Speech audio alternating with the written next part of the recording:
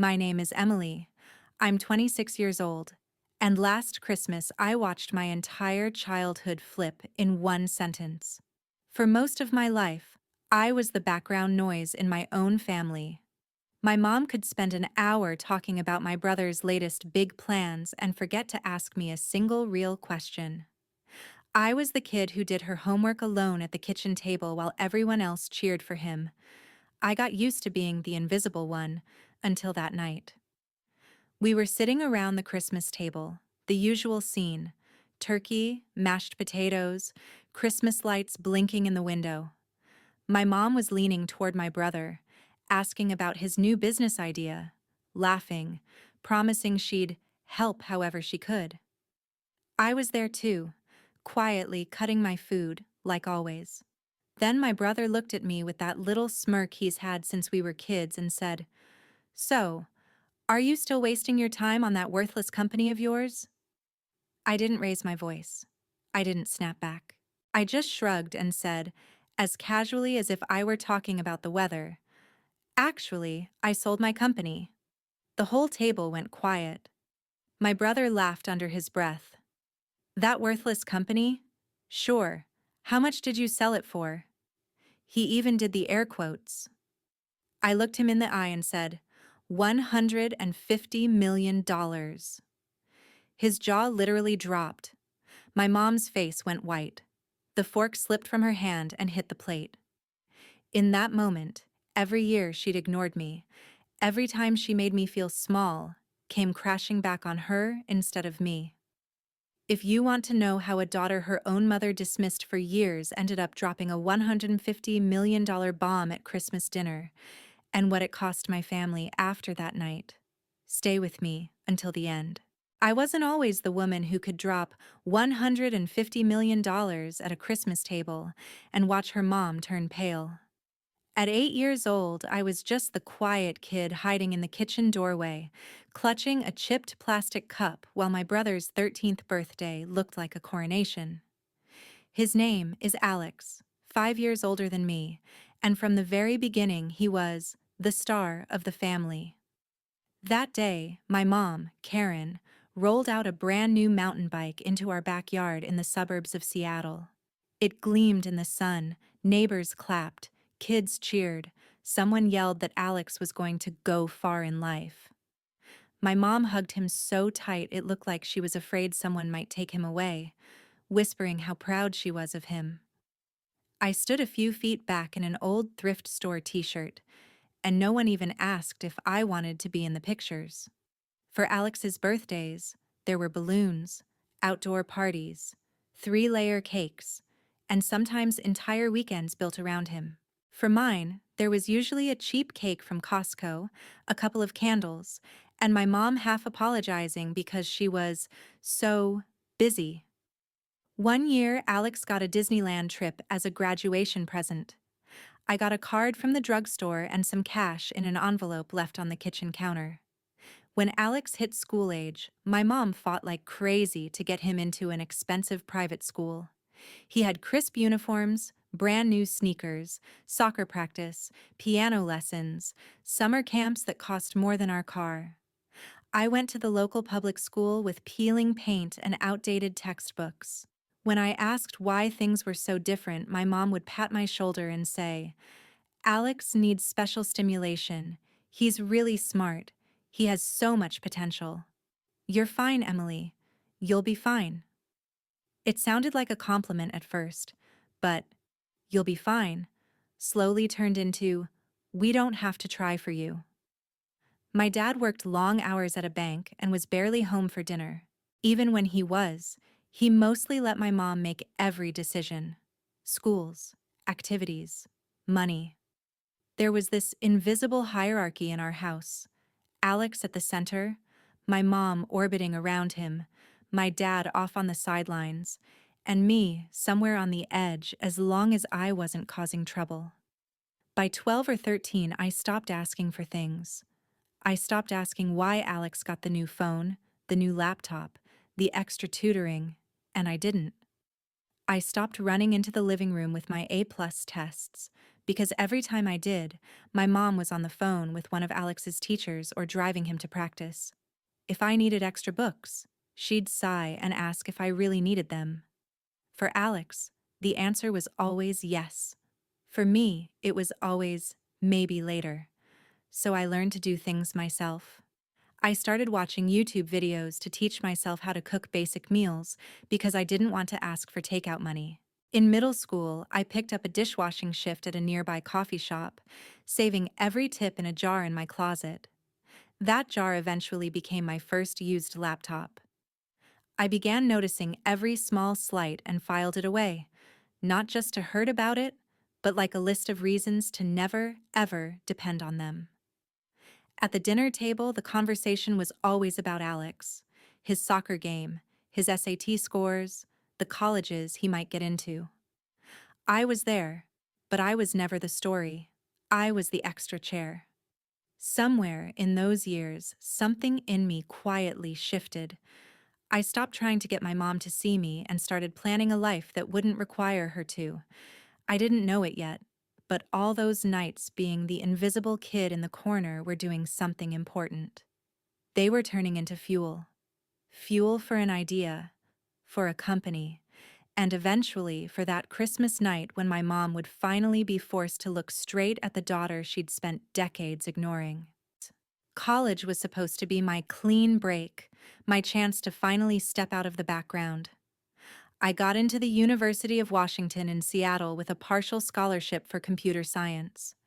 When the email came in, I sat on the edge of my bed and read it 3 times just to make sure I wasn't imagining it. My mom glanced at the screen, smiled, and said, "That's great, honey," before asking if I could help her proofread an email to one of Alex's teachers. A week later, Alex got into Stanford, and it was like the Super Bowl had come to our living room. There was a party, relatives over, champagne, a banner. My mom cried and told everyone her son was going to change the world. When I left for UW, she hugged me at the curb, said she was proud of me, and drove off because she was running late. When Alex left for Stanford, she flew down with him, helped decorate his dorm room, and posted a whole album of photos on Facebook. My move-in day was a couple of suitcases and a used comforter I'd bought with my own money. I lived in a cramped apartment near campus with 2 roommates, the kind of place where you could hear someone sneeze in the next building. My scholarship covered part of tuition, but not everything. To survive, I picked up a part-time job at a Starbucks a few blocks from campus. I'd wake up at 4:30 a.m., throw on my green apron, and spend the morning spelling people's names wrong on cups, then rush to algorithms or data structures lectures with coffee stains on my sleeves. Between classes, I'd sit in the library with my beat-up used laptop, watching free coding videos on YouTube and Coursera because the official textbooks were too expensive. While everyone else joined clubs and went to parties, I was learning how to build basic apps. I didn't feel sorry for myself. Honestly, it felt kind of good, like I was slowly building something that was mine. The idea that changed everything started in the most boring way possible. People complaining. My friends were constantly exhausted. They'd pull all-nighters, eat trash from vending machines, skip the gym for weeks, then crash and wonder why they felt like zombies. My roommate would say, "I wish something would just tell me when to get off my ass and drink water." One afternoon, sitting at a sticky cafe table between shifts, it hit me. What if there was one simple app that helped people keep track of the basics? What they ate, how they moved, how they slept, and actually nudge them to do better, without being annoying or complicated. I started sketching screens in a cheap notebook, little graphs for sleep, color-coded bars for workouts, reminders that looked more like friendly texts than alarms. I called it Health Track, mostly because every other name I thought of sounded stupid and the domain for that one was still available. I'd come home from my night lab, make instant noodles, and code until 2 in the morning. The first version was rough, but it worked. You could log your meals, your workouts, your water, and see how your week looked. I gave it to a couple of friends and told them to be honest. They immediately tore it apart. This button sucks. I forgot to log because there's no reminder. Why is this chart so ugly? It stung, but I fixed everything they complained about. Little by little, more people started using it. A girl in my stats class told her boyfriend, who told his frat brothers, who told their entire group chat. Someone left a random positive review that made me cry in the bathroom at work. When HealthTrack made its first $500 from in-app ads, I stared at the dashboard for a full minute. It wasn't much, but it was more than my family had ever invested in me. I took that money and bought a slightly better used laptop so I could code faster. Around that time, Alex would call from Stanford talking about frat parties, networking events, how insane the tech scene was. My mom would gush about his business classes and all the doors that would open for him. One night, I tried to tell her about HealthTrack. I told her I had a little over 1,000 users, that people were actually using something I had built. She paused, said, "That's nice, sweetie," and then immediately launched into how Alex might get an internship at a big-name company because his professor liked him. I sat there with the phone to my ear, listening to her talk about my brother's hypothetical opportunities, while my very real little app was quietly installing itself onto strangers' phones. It was like that over and over. Every time something went right, a class I aced, a new feature I shipped, a small bump in downloads, my mom either didn't ask or changed the subject to Alex. Eventually, I stopped bringing it up. I let her believe I was just doing some computer thing and getting by. Meanwhile, I kept grinding. I studied during my breaks at Starbucks, scribbled code on napkins, read documentation on my phone while waiting for the bus. I watched people in the campus gym checking their phones between sets and imagined HealthTrack sitting on all of them. I wasn't thinking about revenge. I wasn't even thinking about money yet. I was just chasing this weird electric feeling I got every time someone said, "Hey, this actually helps me." I didn't know it then, but those late nights and ignored phone calls were the beginning of something way bigger than a college side project. HealthTrack was quietly growing roots, and so was I. And at some point, those roots were going to push straight through the floorboards of the little box my family had always kept me in. Graduating early wasn't part of some grand master plan. It was just what happened when you take extra credits every semester because you can't afford to stay in school longer than necessary. While my classmates were debating gap years and backpacking through Europe, I was signing a lease on a tiny office space in a gray building in Seattle's tech district. It had ugly carpet, flickering fluorescent lights, and a view of a parking lot.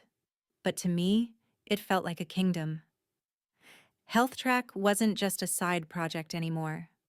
I filed the paperwork, incorporated the company, opened a business bank account, and moved my whole life into that small room with two mismatched desks and a secondhand couch I found on Craigslist. My schedule got even more intense. Mornings were for customer support emails and bug fixes, afternoons for new features, nights for teaching myself marketing from free podcasts and blog posts. I answered every review personally, DM'd users who quit to ask why, begged a designer on Upwork to make my app look a little less like something built in a basement. Slowly, the numbers started to shift. Downloads weren't just a trickle anymore. People were sharing screenshots of their progress on social media.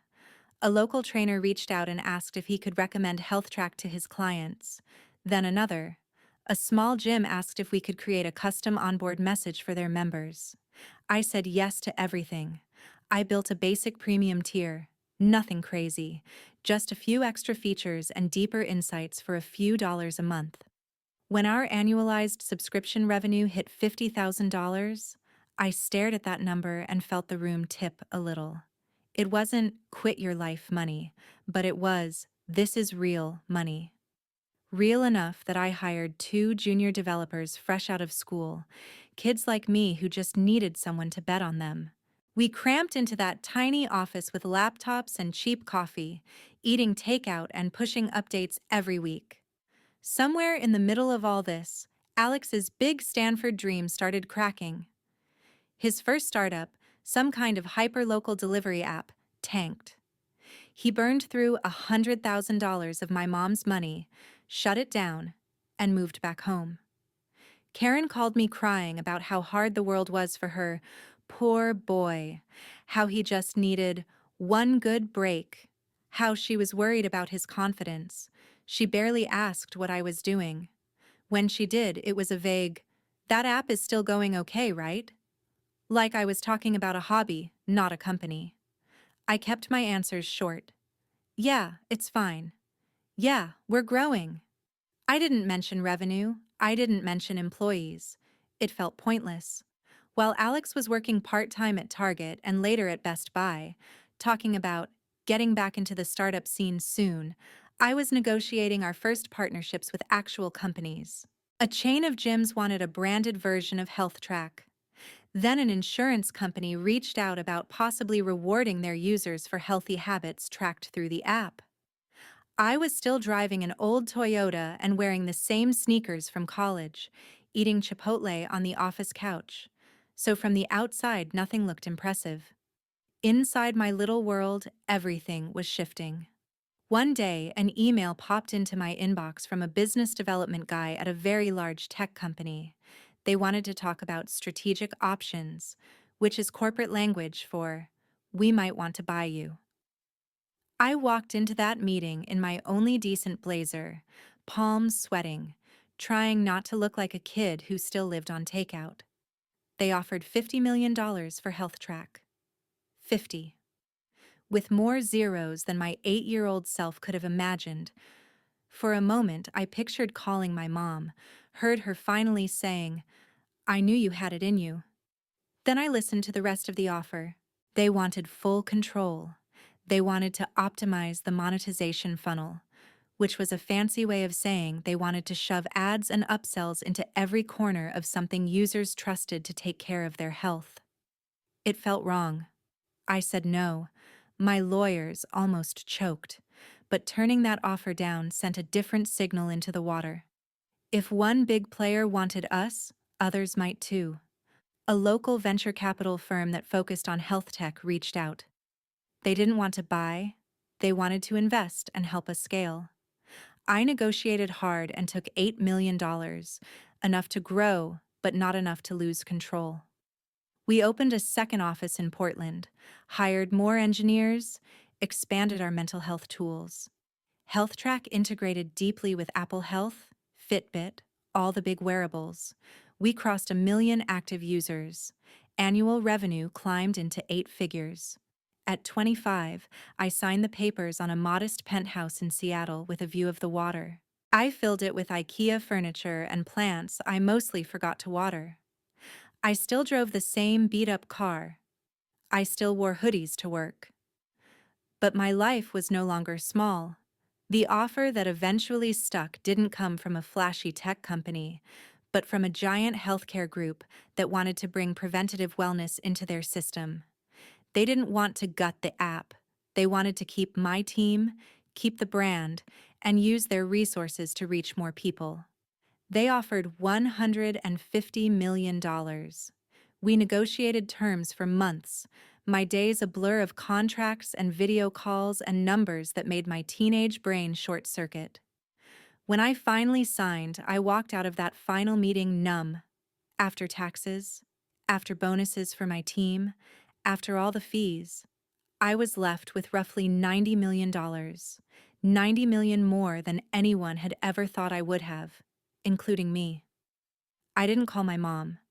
Instead, I called a therapist. Sitting in that small, quiet office, I talked for the first time in my life about what it felt like to be the invisible kid, the "you'll be fine" child, the afterthought.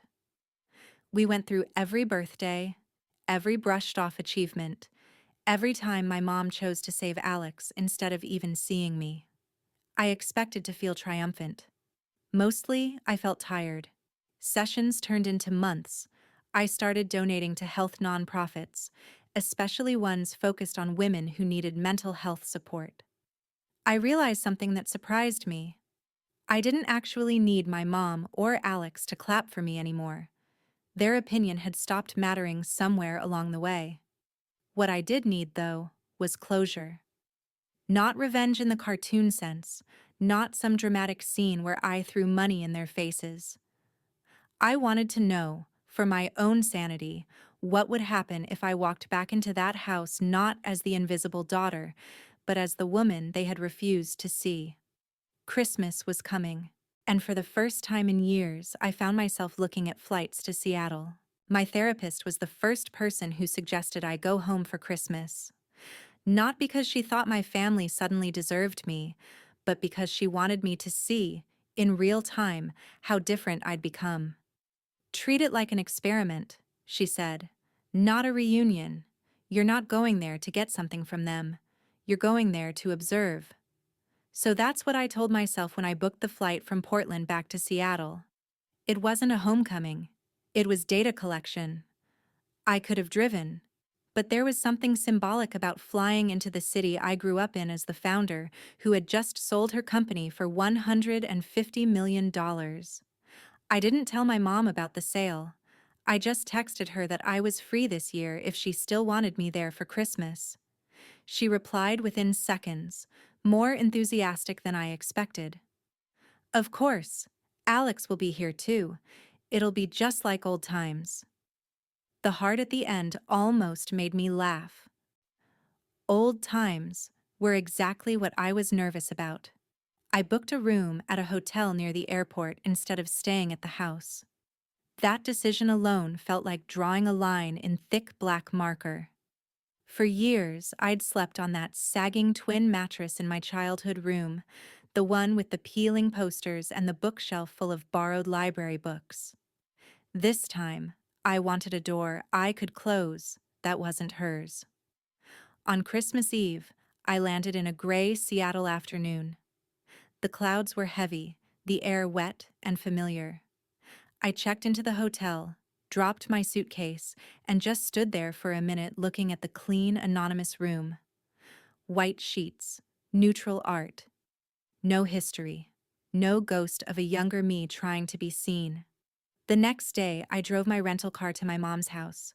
The neighborhood looked smaller somehow.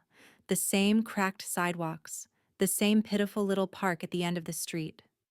Her house still had the faded blue paint and the overwatered lawn. The only thing different was the plastic Christmas reindeer on the lawn, one of its antlers bent. My heart picked up as I walked up the front steps, but it wasn't fear. It was more like stage fright. The door opened before I could knock. My mom stood there in a flour-dusted apron, cheeks pink from the oven heat, the smell of roasting turkey rolling out behind her. For a split second, I saw the mom I used to chase after with drawings and test scores. Then the moment passed. She pulled me into a quick hug, more polite than anything. "Emily, you look so grown up," she said, stepping back to look at my coat, my shoes, my face, like she was evaluating a stranger's outfit. "How's work? Still doing your computer stuff?" "Yeah," I said, shrugging. "Still doing my computer stuff." She nodded like that answered everything and immediately launched into an update about Alex. "He was doing so much better," she said. "He had this amazing new business idea and was really turning things around." Her eyes lit up in a way they never did when she looked at me. "You'll see. He's been working so hard. I'm just so proud of him." I stepped inside. The house smelled like nutmeg and sugar and dish soap. The same artificial Christmas tree stood in the corner of the living room, loaded with old ornaments. There were framed photos of Alex in his football uniform, Alex at Stanford, Alex in a suit at some networking event. None of me. Not one. I spotted a picture from when we were kids. Alex on his new bike in the backyard, my mom's arm thrown around him, me blurry on the edge of the frame, half cut off. I almost smiled. "Alex," my mom called toward the living room. Your sister's here. He was sprawled on the couch, watching an NFL game with a beer in his hand, one sock on, one off, like always. He muted the TV and stood up, giving me a once-over. Well, if it isn't the coding queen, he said with a crooked grin. Still single? Still buried in your little app thing? I could feel my mom watching my reaction, waiting for me to laugh it off like I used to. I just smiled. Nice to see you too, Alex. I put my bag down and followed my mom into the kitchen. She handed me a dish towel like nothing had ever changed. Can you help with the salad? We're doing the cranberry one you liked when you were little, she said, already moving back to basting the turkey. She poured a glass of wine and set it in front of Alex, then poured one for herself. She didn't offer me any, just gestured toward the tap water like she always had. It was such a small thing, but it was all there. The invisible ranking, the automatic deference to him. I chopped vegetables, listening to them talk about his big plans, how she was going to help him get this one off the ground for real this time. No one asked if I'd driven or flown, where I was living now, what my days looked like. I realized I didn't care. I wasn't that kid anymore, waiting for a turn. I was taking mental notes. How she kept circling back to Alex. How he soaked it up. How automatically I had slipped into the role of quiet helper in the kitchen. When she finally called us to the table, my pulse picked up again. The plates were set the same way they always had been growing up. Alex at one end, my mom nearest to him, me off to the side. I sat down in my old spot, but I wasn't the same person. This time, I wasn't here to disappear. I was here to see exactly what happened when the ghost in the corner finally decided to speak. Dinner started the way it always had, with my mother directing every bit of attention toward Alex. She passed him the mashed potatoes first, laughed at every lukewarm joke he made, and asked about his big new venture like he'd already gone public. He launched into a rambling explanation about an online sports gear store, how the market is wide open, and he just needed a little capital to get it off the ground. My mom nodded along, eyes shining. And of course I told him I'd help, she said, glancing at me like she expected approval. A little push now, and he'll be unstoppable. I took a sip of water and kept my face neutral. The conversation rolled right past me. They bounced from his business idea to his workout routine, to some story about a guy he knew who almost got signed to the NFL. I could have been a piece of furniture for all they noticed. When my mom finally turned to me, it was with the same half-interested tone she used with telemarketers. So, Emily, she said, cutting into her turkey, you're still doing your computer job, right? Working on that app? I set my fork down, feeling the weight of the moment float just out of reach. I could have said everything right then. Instead, I shrugged. Yeah, still working on it. She smiled, relieved she didn't have to follow up. As long as you're managing to pay your bills, that's what matters, she said, like I was a teenager babysitting for gas money. Alex smirked, swirling his wine. Come on, Mom, he said. You know Emily, she's fine. She's got her little project. His eyes flicked to me, and I saw it. The same condescending glint he'd had since we were kids. Still wasting your time on that worthless company? There it was, the word from the hook I'd been carrying around in my chest for months. Worthless. I didn't flinch. I didn't roll my eyes or snap back. I just looked at him and said casually, "Actually, I sold my company." The room went quiet so fast I could hear the hum of the fridge in the next room. My mom froze with her fork halfway to her mouth. Alex let out a short laugh. "What?" he said. "You sold it?" He did the air quotes again, the way he had when we were kids talking about my little coding thing. To who? A healthcare group, I said. They bought HealthTrack. Saying the name out loud in that house for the first time felt strange, like introducing a stranger to a family that had pretended you didn't exist.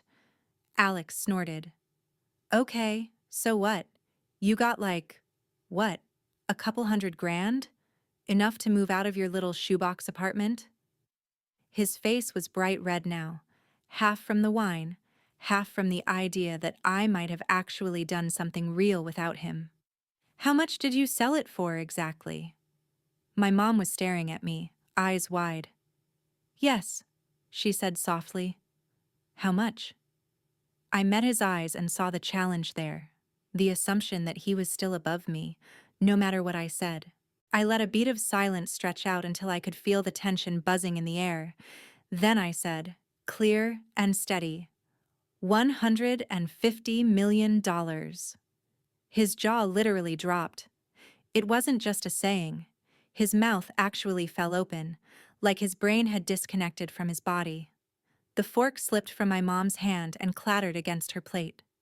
Her face drained of color so fast it was almost comical, like someone had pulled a plug.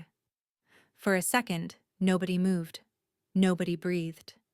Then everything happened at once. That's not funny, Emily, my mom whispered. That's not a nice joke. You're lying, Alex snapped, regaining his voice. You're not that smart. Nobody pays that kind of money for some stupid phone app. I pulled my phone out of my pocket, unlocked it, and turned the screen toward them. I'd left the banking app open because some part of me knew this would happen. The balance stared back at them, a number so long it barely fit on one line. This is after taxes, I said quietly. After paying my team. After everything. My mom leaned in, eyes darting over the digits, lips moving as she tried to count the commas. Alex grabbed the phone from her, hands shaking, and started scrolling like he was looking for a trapdoor. When that didn't satisfy him, he snatched up his own phone, typing furiously. A few seconds later, I watched my own face appear in the reflection of his glasses. My headshot from an article. His eyes scanned the headline. I already knew what it said because I'd read it once, alone, at 2 in the morning. 26-year-old founder sells health app for $150 million. There it was, in black and white. He scrolled, and I heard him mutter phrases under his breath. Under 30, fastest growing, mental health features. He stopped reading and looked up at me like he was seeing a stranger. My mom's eyes were wet now. Why didn't you tell us? She asked, voice shaking. How could you keep something like that from your own family? I let out a short breath that was almost a laugh. You mean the way you kept everything for Alex? I said. The private school? The trips? The 100,000 you gave him for a startup that failed? The way you forgot my birthdays or tossed me a grocery store cake while you flew down to move him into Stanford? Her mouth opened and closed, but no sound came out. That's not fair, she finally managed. We did our best. We supported you. We always— No, Mom, I cut in, my voice sharper than I intended. You supported him. You invested in him. You built your whole life around him. You told me I'd be fine, and then acted like that meant you didn't have to try. You made sure he had every chance, every safety net, every excuse. I built everything I have without a single one of those things. You don't get to play the victim now because your invisible child turned out to be the one who actually did something. Alex slammed his fist on the table, making the glasses jump. So what? You think you're better than us now? He shouted. You think money makes you special? You're still the same weird little sister who ate lunch alone and hid in her room. You just got lucky. I stood up slowly, napkin falling from my lap onto the floor. My hands were steady. My heart was not racing. It felt strangely calm, like this scene had been rehearsed 1,000 times in my head, and I was just hitting my marks. Luck didn't write a single line of code, I said. Luck didn't answer customer emails at 3 in the morning or refuse a $50 million offer because it wasn't right. Luck didn't fix your messes, Alex. Mom did. Over and over. I looked at her, really looked at her. She looked small, defeated, like the foundation she'd built her world on had just cracked straight down the middle. "You gambled everything on the wrong child," I said softly. "And now you're just angry that the one you ignored learned how to win without you." My mom reached out like she was going to grab my wrist. "Emily, wait. We can talk about this. Maybe you could help Alex. Invest. We're family. We should stick together." There it was. Not, "I'm sorry." Not, "I was wrong." Just, "Help Alex." The hierarchy she'd built was so deep in her bones, she didn't even hear herself. I picked up my phone and slid it into my pocket. "I did stick together," I said. "For years. You just never noticed." I pushed my chair back from the table. The Christmas lights blinked lazily in the window behind them, reflecting off their stunned faces.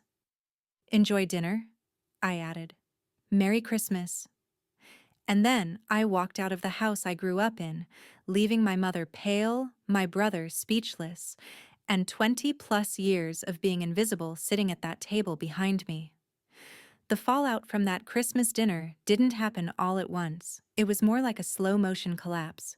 I went back to my hotel that night, kicked off my shoes, and sat on the bed in the dark, staring at the city lights through the window.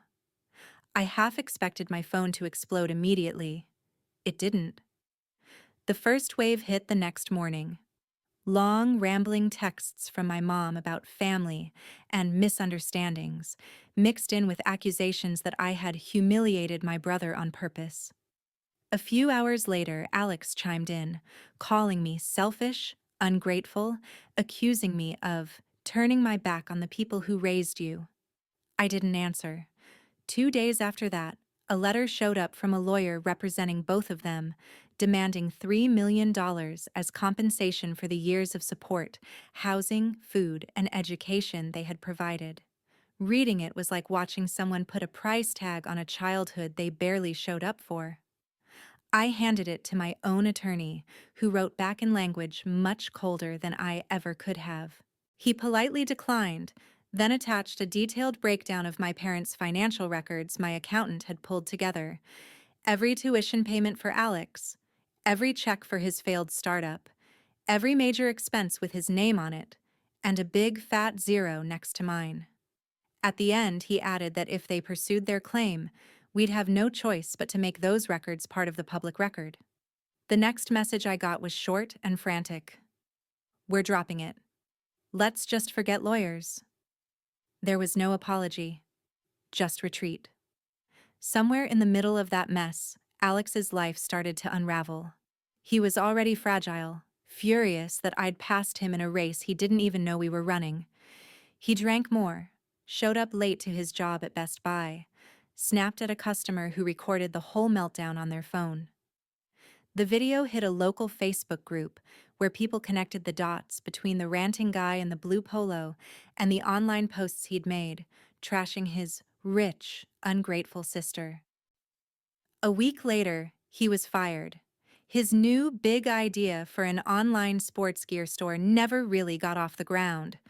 Between credit card debt and a small business loan he didn't understand, he sank fast. My mom tried to save him the way she always had, refinancing the house, pouring whatever she had left into his black hole. It still wasn't enough. Within a year, the house I grew up in was gone, sold to cover debts. My mom moved into a much smaller apartment. Her health started to decline. Relatives who had watched her worship Alex for years pulled away when they realized how badly she had misplayed her hand. That next Christmas, I was in Hawaii with a small group of friends from the tech world. We swam, hiked, and sat on a balcony overlooking the ocean while I wired a sizable donation to a nonprofit that funds therapy for women who can't afford it. At some point, my phone buzzed with a message from a younger cousin. She'd seen the article about me and wrote that my story made her feel less crazy for being the overlooked kid in her own house. I invited her to call me anytime she wanted to talk about careers, money, or just life. She did. I became the mentor I had needed at 16. Months later, an envelope arrived at my office. Inside was a handwritten letter from my mom. She said she was sorry. Sorry she had favored Alex. Sorry she hadn't seen me. Sorry it had taken a headline about millions of dollars for her to realize what she'd thrown away. She wrote that she wished she could go back, that she hoped one day I would forgive her, that maybe we could start over. I read it once, then again. I didn't frame it, I didn't rip it up. I just put it in a drawer. The truth was, I had already done the forgiving that mattered. I had forgiven myself for not being able to fix her. I didn't send money. I didn't rush back in to rescue them. Setting boundaries was the only way to keep from becoming another one of their bad investments. I poured my time into my new company. This one focused on mental health and AI tools that actually help people check in with themselves. I told parts of my story on conference stages and eventually in a TED-style talk, not as a victory lap but as a cautionary tale about what happens when a family builds their world around one golden child and treats the other like a backup plan. Here's what I learned, the part I hope sticks with you more than the dollar amount ever could. Your worth is not determined by how loudly your parents clap for you, how much they spend on you, or whether they ever admit they were wrong. Sometimes the most loving thing you can do for yourself is to stop standing in front of people who refuse to see you and build a life where you no longer need their approval to breathe. Favoritism doesn't just hurt the kid who gets ignored. It cripples the kid who gets worshipped too. My mom lost her house. My brother lost his job, his excuses, and his safety net. I lost the fantasy that one day they'd wake up and magically become the people I needed them to be. In exchange, I got something better. A life I chose, built on my own terms, full of people who actually show up. If you've ever been the invisible one, the you'll be fine child, maybe you don't have millions or a headline, but you do have a choice. You can keep waiting for them to see you, or you can start seeing yourself.